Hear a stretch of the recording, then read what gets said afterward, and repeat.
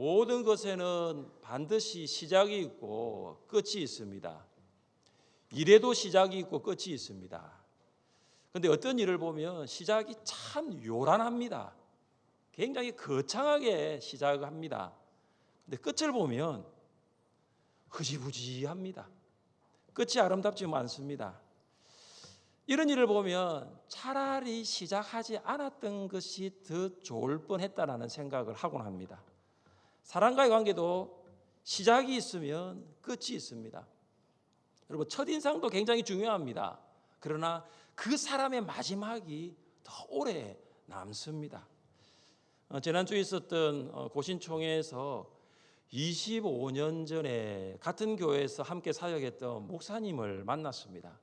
25년 전 저는 전도사로 사역을 했고 그 목사님은 강도사로 사역을 했습니다. 목사님이 저를 보면서 이렇게 말씀을 했습니다. 목사님, 고동부와 솔리데오 찬양팀을 섬겼던 것이 엊그제 같습니다. 그러더라고요. 여러분, 25년 전의 일인데 뭘 엊그제 같습니까? 반가웠다는 거죠. 그리고 오랜만에 만나면 꼭 하는 말이 있지 않습니까? 하나도 안 변했네요. 뭐가 하나도 안 변했습니까? 25년 전에는 그래도 흰머리가 없었습니다. 지금은 셀 수 없을 정도로 많아졌습니다.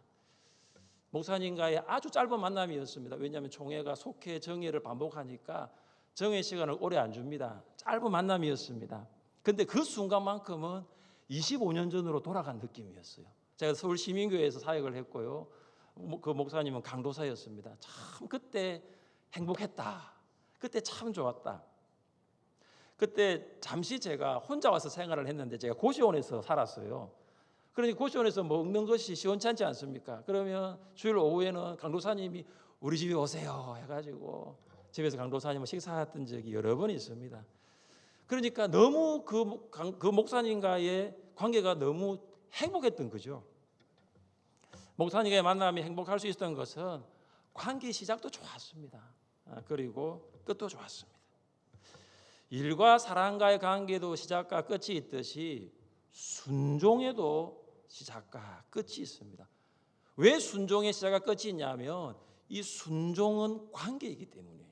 여러분, 순종은 하나님과의 관계입니다. 순종하면 하나님과 더 가까워집니다. 순종하면 하나님과 더 친밀해집니다. 여러분, 순종해 보십시오. 순종하면 하나님이 나와 함께 계시다는 것을 알게 되고, 순종하면 하나님이 나의 기도에 응답하신다는 것을 경험하게 되고, 순종하면 하나님이 내 삶을 인도하신다는 것이 더 분명해지는 거예요. 이 시간 순종의 시작이 무엇이고 또 순종의 끝이 무엇인가를 알아서 하나님과의 관계가 더 친밀해질 수 있기를 주님의 이름으로 축복합니다. 첫째, 순종의 시작은 하나님의 마음을 아는 것부터입니다. 우리 한번 따라해 보겠습니다. 하나님의 마음을 알아갑시다. 하나님의 마음을 알아갑시다. 하나님께서는 아말렉을 진멸하라고 명령하였습니다. 아말렉의 남자부터 아말렉의 여자, 아말렉에서 젖먹는 어린아이까지 다 진멸하라고 명령하십니다. 아말렉의 사람뿐만 아닙니다. 아말렉의 모든 소유도 죽이라고 명령하십니다. 이 성경을 대하는 분들은 하나님 너무 잔인하시다. 하나님 너무 잔인하시다. 하나님의 명령이 잔인하게 들리십니까? 자, 그렇다면 왜 하나님께서 사울에게 아말렉을 진멸하는 여러분이 느끼기에 이런 잔인한 명령을 내리실까요? 그것은 아말렉이 이스라엘을 대적하였기 때문입니다. 아말렉을 진멸하는 명령은 오늘 본문에서 나올 뿐만 아니라 훨씬 더 앞에 신명기에 이렇게 기록이 되어 있습니다. 같이 한번 읽어보겠습니다. 너희는 애굽에서 나오는 길에 아말렉이 내게 행한 일을 기억하라. 곧 그들이 너를 길에서 만나 내가 피곤할 때에 내 뒤에 떨어진 약한 자들을 쳤고 하나님을 두려워하지 아니하였느니라. 그러므로 내 하나님 여호와께서 내게 기업으로 주어 차지하게 하시는 땅에서 내 하나님 여호와께서 사방에 있는 모든 적군으로부터 내게 안식을 주실 때에 너는 천하에서 아말렉에 대한 기억을 지워버리라. 너는 잊지 말지니라. 아멘. 아말렉은 어떠한 민족이냐면은 유대 남부 지역, 그러니까 광야 지역을 거점으로 다른 사람들을 약탈하고 그들을 죽이고 살아가는 호전적인 민족이었습니다. 사울이 하나님의 명령을 받기 전 400년 전에 어떤 일이 있었습니까? 이스라엘 백성들이 출애굽하였습니다. 광야를 걸어가고 있었습니다. 광야를 걸어서 약속의 땅인 가나안으로 가고 있었는데 여러분 200만 명이 걸어간다라고 생각해 보십시오. 그 대열이 얼마나 길겠습니까? 그러니까 앞서가는 사람이 있으면 뒤에 처지는 사람이 있지 않겠습니까? 뒤에 처지는 사람이 누구냐면 노인들, 여자들, 아이들이었습니다. 그때 이 아말렉 사람들이 그 뒤에 처져 있는 노인들, 여자들, 아이들을 무참하게 죽였습니다. 이것은 만군의 여호와를 대적하는 행위입니다. 아주 비열한 행위입니다. 아말렉은 어떤 족속이냐? 가장 야비하고 가장 비열한 족속입니다. 하나님께서 이스라엘 백성들에게 말씀하셨습니다. 너희가 가나안에 들어가서 이제 그 땅을 차지하고 안정을 취할 때에 이 아말렉에 대한 기억을 지워버리라고 하셨습니다. 이것은 하나님께서 이 아말렉의 야비함과 이 아말렉의 이 비열함에 분노하신 거예요. 이것이 하나님의 마음이에요. 그래서 아말렉을 진멸하라고 명령하십니다. 사울은 아말렉을 진멸하기 위하여 백성을 소집하였는데 21만 명이 모였습니다. 이 사울이 아말렉을 공격하기 전에 먼저 아말렉 족속과 함께 있는 겐 사람들에게 아말렉을 떠나라고 명령합니다. 여러분 이 겐 사람은 이스라엘이 출애굽하고 광야를 걸어갈 때에 호의를 베풀었던 족속입니다. 그러니까 이 아말렉 족속과 겐 족속이 대조를 이루고 있습니다. 여러분 겐 족속에 누가 나오냐 하면 모세의 처남인 호밥이 나와요. 이 호밥이 광야길을 인도하는 그런 역할을 했습니다. 아말렉은 이스라엘의 백성의 가장 약한 자들을 죽였지만 걔는 이스라엘 백성들에게 호의를 베풀었습니다. 잔인하였던 아말렉은 진멸하게 되고 호의를 베풀었던 걔는 생명을 부지하게 되었습니다. 하나님께서 400년 전에 있었던 일들을 다 기억하고 계신 거예요. 그리고 그들의 행한 대로 보응하십니다. 우리 8절과 9절 말씀 읽겠습니다. 8절과 9절입니다. 아말렉 사람의 왕 아각을 사로잡고 칼날로 그의 모든 백성을 진멸하였으되 사울과 백성이 아각과 그의 양과 소의 가장 좋은 것 또는 기름진 것과 어린 양과 같이 얻고 하찮은 것은 진멸하니라. 아멘. 여러분 이 말씀을 쭉 보시면서 왜 사울은 하나님의 명령에 순종하지 않았는가? 이 질문을 여러분이 하실 수 있습니다. 하나님은 분명히 진멸하라고 말씀하셨는데 왜 사울은 불순종하였는가? 이유가 무엇이죠? 하나님의 마음을 알지 못했기 때문입니다. 여러분 노인과 여자들과 아이들은 사랑받을 대상이고 보호받아야 할 존재예요. 하나님께서는 이전부터 이런 사람들의 관심이 참 많으셨습니다. 하나님의 사랑이 향해 있고 하나님의 마음이 향해 있는 그들을 아말렉이 공격하고 죽였습니다. 그래서 하나님께서 분노하신 거예요. 사랑하는 성도 여러분, 이 순종이라는 것은 하나님의 마음을 아는 것부터 시작합니다. 여러분 순종하기가 쉽습니까? 아니면 순종하기가 쉽지 않습니까? 순종하기가 쉬워요, 찬양대? 오늘 김 집사님 솔로 감사합니다. 집사님 순종하기 쉬워요? 순종하기 어려워요? 어려워요. 순종하기가 정말 어렵습니다. 신앙생활을 하면 할수록 느끼는 것은 제일 힘든 것이 순종이다라는 거죠. 제일 힘든 것이 순종이다. 여러분 순종하고 싶지만 순종할 수 없는 이유가 바로 하나님의 마음을 알지 못하기 때문입니다. 혹시 이곳에 오신 분들 중에 우리가 9월 10일 날 우리가 VIP를 작정을 했지 않습니까? 그때 하나님께서는 영혼을 구원하는 교회로 삼기 위하여 올해도 10월 22일 VIP 초청 잔치를 하기를 원하시는데 하나님의 마음은 영혼 구원인데 내가 VIP를 작정하지 못하고 작정하기를 주저하고 한동안 기도했습니다. 기도하지 못하고 기도하기를 주저하고 또 연락했습니다. 연락하라고 했는데 연락하기를 주저 연락하지 못했던 그 이유 중에 하나가 뭐냐면 영혼을 구원하라는 하나님의 마음을 알지 못했기 때문에. 여러분 하나님 마음을 알지 못하면 내 마음이 움직이는 대로 말을 하게 되고 행하게 됩니다.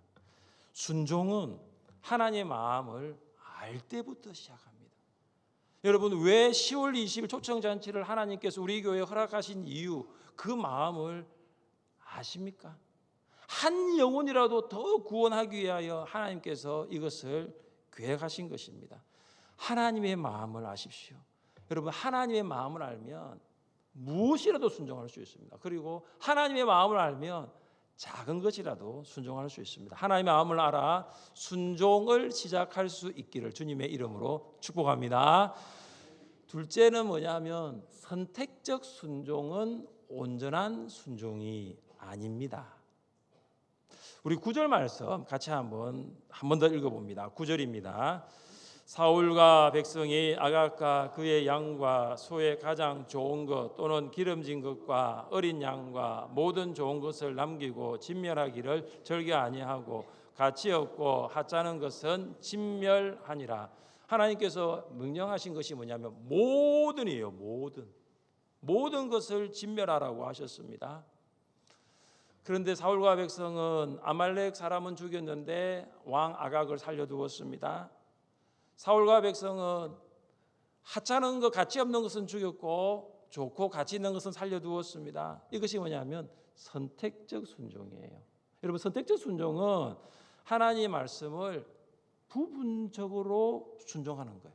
선택적 순종은 하나님의 명령을 온전히 순종하지 않는 것입니다.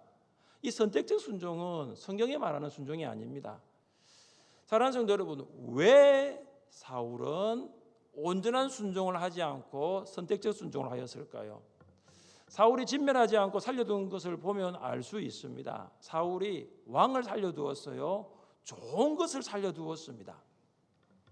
사람은 마음에 품은 것이 행동으로 나타난다라고 말하고 있습니다. 사울이 아말렉과의 전쟁이 끝난 후에 그가 보이는 행동을 보면 그가 어떤 생각을 마음에 품었는가를 알 수 있습니다. 12절 말씀입니다. 12절을 함께 읽겠습니다. 사무엘이 사울을 만나려고 아침에 일찍이 일어났더니 어떤 사람이 사무엘에게 말하여 이르되 사울이 갈멜에 이르러 자기를 위하여 기념비를 세우고 발길을 돌려 길갈로 내려갔다 하는지라. 아멘.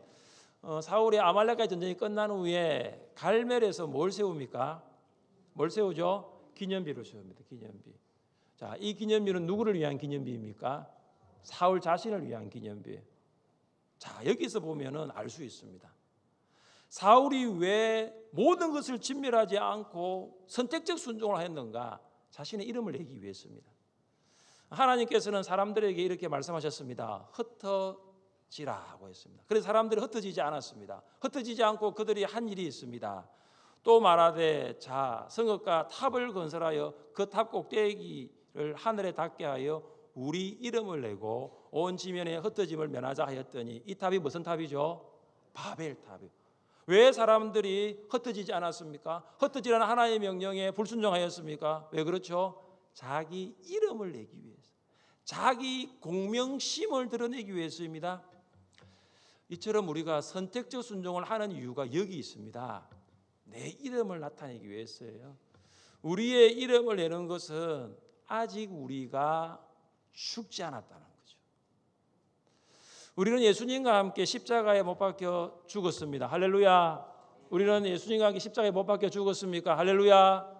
그러면 우리가 사는 것이 아니고 이제 누가 사십니까? 예수님이 사시는 것이요. 죽었자다 말했잖아요. 방금 여러분이 우리는 십자가에 죽었습니다. 여러분 아멘 했잖아요. 우리는 죽었잖아요. 여러분 죽었는데 우리가 어떻게 삽니까? 우리가 죽었는데 우리 안에 예수님이 사시는 거예요. 우리가 사는 이유가 바로 여기 있습니다. 우리의 이름을 위해 사는 것이 아니고 하나님의 이름을 위해 사는 것입니다. 우리의 이름이 거룩해지는 것이 아니고 하나님의 이름이 거룩히 여김을 받으시는 것. 이것이 우리가 살아가는 이유 아닙니까? 사랑하는 성도 여러분, 선택적 순종을 하는 동기가 우리의 이름을 내는 것이라면 우리의 이름을 내는 것은 결코 온전한 순종이 될 수 없어요. 선택적 순종이 아니에요. 온전한 순종을 위하는 것은 자신의 이름이 아니라 하나님의 이름을 위해 사는 것입니다. 사울이 온전한 순종이 아니라 선택적 순종을 하는 실질적인 이유가 있습니다. 그것은 아각 왕과 가치 있는 것, 좋은 것들 진멸하는 것이 아까웠기 때문입니다. 아까웠습니다. 이게 정말로 실질적인 이유예요. 좋은 짐승을 진멸하기보다 살려두자는 것입니다. 자, 15절 말씀을 함께 읽습니다. 15절입니다.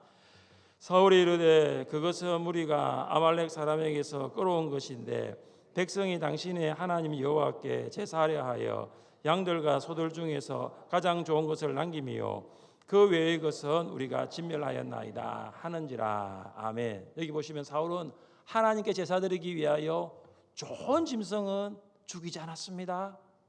여기 좋은 짐승을 남겨두었습니다. 자, 여러분 잘 보십시오. 과연 사울이 하나님을 위해 남겨두었을까요? 여러분 그렇게 생각하십니까? 저는 아니라고 생각합니다. 누구를 위해서요? 자기를 위해서.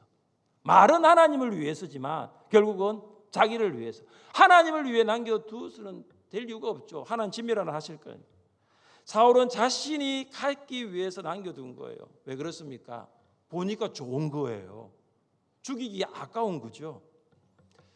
이스라엘 백성이 여리고성을 공격하기 전에 하나님께서 여리고성의 물건을 손대지 말고 하나님께 온전히 바치라고 했습니다. 그런데 아간은 하나님께 바치지 않고 물건들을 장막에 감추었습니다. 왜 그렇죠?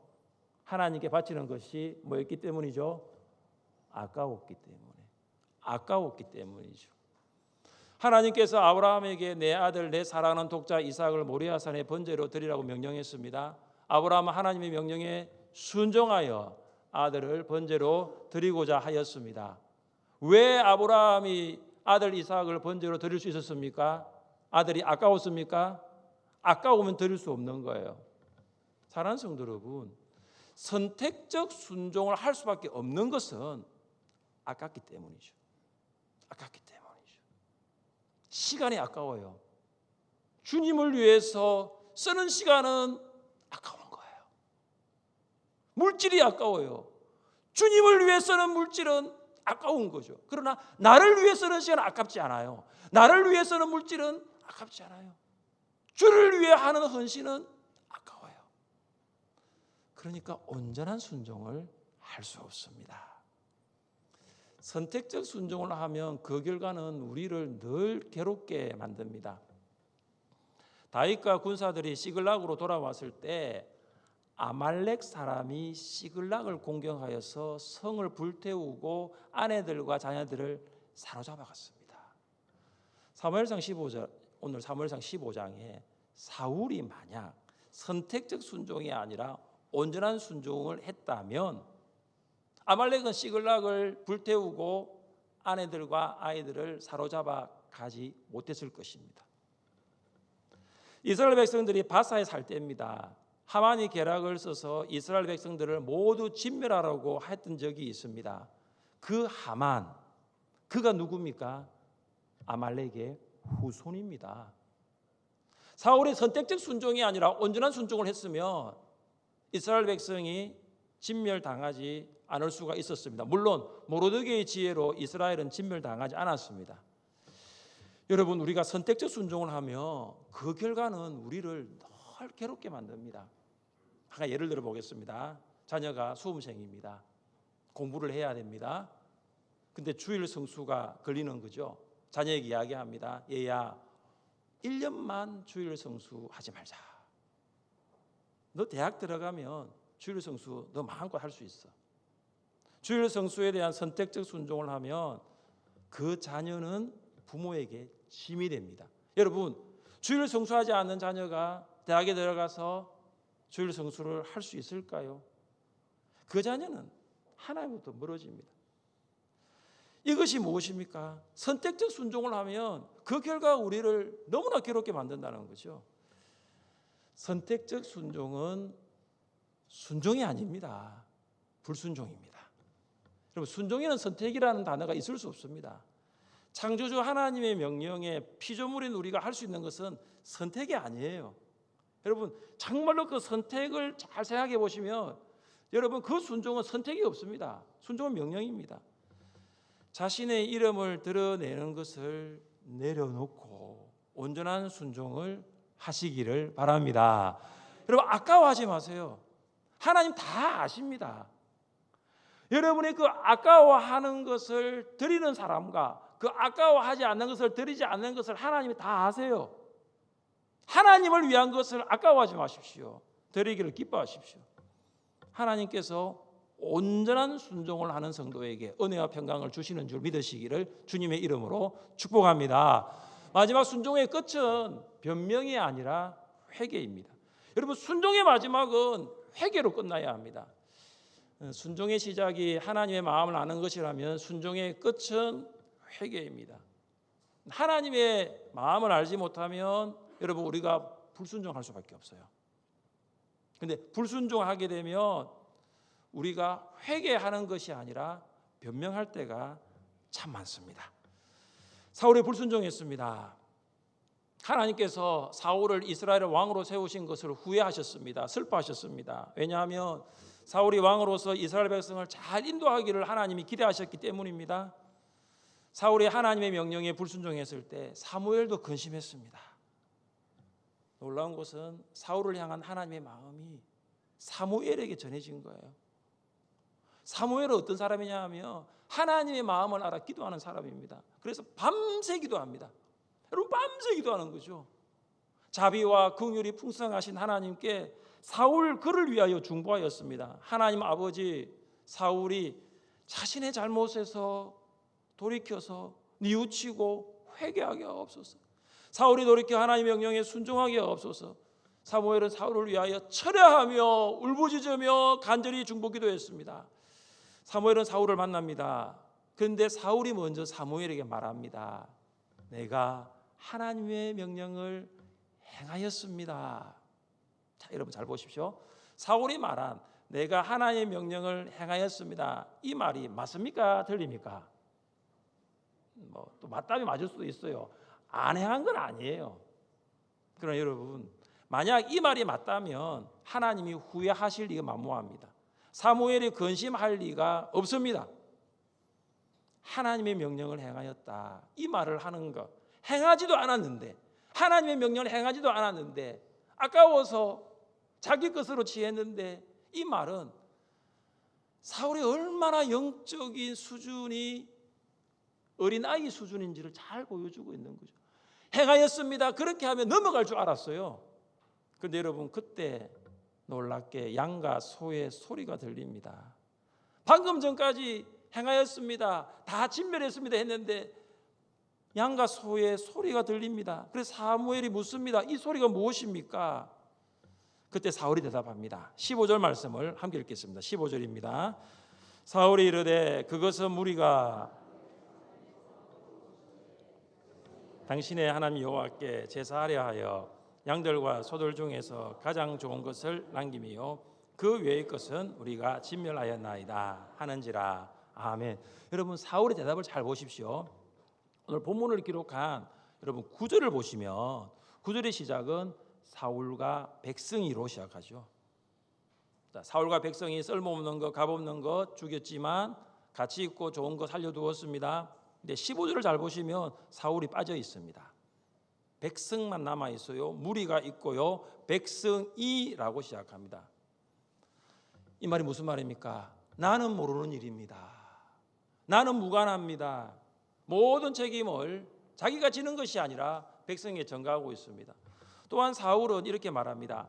백성이 당신의 하나님께 제사드리기 위하여 남겨두었습니다. 여러분, 백성이까지는 좋아요. 그러나 여기에서 제가 나의 하나님께 죄를 지었습니다, 이렇게 회개하면 되는 거죠. 그런데 끝까지 사울은 당신의 하나님이라고 부릅니다. 이 모든 일은 나와 상관없습니다. 사울은 회개로부터 점점 멀어지고 있습니다. 죄를 지은 사람들이 하는 것이 둘 중에 하나인데, 하나는 변명이고 다른 하나는 회개예요. 선악을 알게 하는 나무의 실과를 먹은 아담, 그가 회개하였나요? 변명하였나요? 변명했죠. 아담이 이르되 하나님이 주셔서 나와 함께 있게 하신 여자 그가 그 나무 열매를 내게 주므로 내가 먹었나이다. 아담은 하와에게 책임을 전가합니다. 변명하였습니다. 아담은 하와에게 책임을 돌리는데 아담의 말을 보면 그 책임은 하나님께 있다라고 말하죠. 하나님이 주셔서 나와 함께 있게 하신 여자라고 말합니다. 아담은 하나님이 나의 갈빗대를 가지고 하와를 만들지 않았더라면 하와가 그런 유혹을 받지 않았을 것이고, 그렇다면 나도 선악과를 먹지 않았을 것입니다. 이런 논리를 펼치고 있습니다. 이것은 말이 안 되는 거예요. 이는 어불성설이고 이것은 언어 도단이고 억지 주장이죠. 여러분 운전을 하시다 보면은 한 번씩 속도 위반, 신호 위반, 끼어들기, 기타 등등 해가지고 여러분 이런 실수를 할 때가 있지 않습니까? 그러면은 여러분 집에 뭐가 하나 날라오잖아요, 그죠? 자, 여러분 그때 여러분 또 그걸 보시면서 누가 차를 만들었지? 차 만든 사람 이야기하고 누가 이 도로를 건설해서 누가 고속도로 이렇게 만들어서 여러분 그렇게 하지 않지 않습니까? 딱 보는 순간 이 내 잘못이네. 딱 나옵니다. 50km인데 속도 위반했고요. 그리고 과속했습니다. 딱 나옵니다. 이름 주소 잘 나옵니다. 이거 내가 한 거예요. 내가 운전했고 내가 과속했고 내가 신호 위반했고 나의 책임이라는 거예요. 아담은 그렇지 않았습니다. 자기가 범죄하였는데도 하나님께 그 죄를 뒤집어 씌웁니다. 죄에 대한 변명과 책임 전가는 아담에서 끝나지 않습니다. 하나님께서 하와에게 물으십니다. 너는 어쩌다가 이런 일을 저질렀느냐? 여자도 핑계를 댑니다. 뱀이 저를 꿰어서 먹었습니다. 뱀이 하와를 유혹한 건 사실입니다. 그러나 뱀이 선악과를 알게 하는 나무의 열매를 먹기 위하여 하와의 손을 가지고 그 열매를 따먹게 하고 그 열매를 하와에 먹게 한 것은 아니에요. 하와가 그것을 보았을 때 먹음직도 하고 보암직도 하고 지혜롭게 할 만큼 탐스러워서 하와가 그걸 따먹은 거예요. 그런데 하와는 앞뒤 뒤 다 자르고 뱀이 저를 깨어서 먹었습니다. 이런 변명을 합니다. 이것은 죄를 지은 인간의 모습 아닙니까? 그리고 이것은 저와 여러분 우리의 모습 아닙니까? 죄를 지었는데도 회개하지 않고 혹시 여전히 변명만 하고 있습니까? 우리가 회개하면 하나님께서 용서하시고 우리가 변명하면 하나님께서 심판하십니다. 총회에서 한 총대가 총회장님께 사과하라고 말한 적이 있었어요. 근데 제가 보기에는 그렇게 사과할 것은 아니었어요. 그런데 총대가 계속해서 발언대에서 총회장님을 향해서 사과를 요구했습니다. 그때 총회장님이 변명하지 않았습니다. 죄송합니다. 죄송합니다. 딱 한 말씀 하시더라고요. 발언하신 분은 총회장님보다 훨씬 연배가 어린 목사였어요. 그런데 총회장님이 죄송합니다. 제가 그걸 보면서 이게 어른의 모습이구나. 이게 신앙인의 모습이구나. 변명하지 않았습니다. 즉각적으로 죄송하다라고 말했습니다. 사랑하는 성도 여러분, 신앙생활에서 가장 어려운 것이 순종이라고 말합니다. 그러나 하나님의 마음이 무엇인가를 알기를 시작해 보십시오. 여러분 목장을 향한 하나님의 마음 우리 목자님들 알고 계십니까? 여러분 초원을 향한 하나님의 마음 우리 초원 임원들 알고 계세요? 교회를 향한 하나님의 마음 우리 중직자 여러분 알고 계세요? 그 하나님의 마음을 아십시오. 그러면 순종할 수 있어요. 그러면 순종할 수 있습니다. 하나님께서 무엇을 명령하셔도 온전한 순종하십시오. 여러분 순종은 선택이 아니라 명령입니다. 신앙생활을 하면서 불순종할 때가 있습니다. 그러나 불순종한 후에 하나님 잘못했습니다. 그럼 변명하지 마세요. 누구 때문에 이런 일이 있었다라고 변명하지 마십시오. 하나님 잘못했습니다. 회개하시면 돼요. 우리가 회개하면 하나님 용서하시지만 우리가 변명하면 하나님은 우리를 심판하실 것입니다. 순종하십시오. 순종하여 하나님과의 관계가 더 친밀하여져서 풍성한 은혜의 삶으로 나아갈 수 있기를 주님의 이름으로 축복합니다. 우리 자리에 일어나 찬양하겠습니다.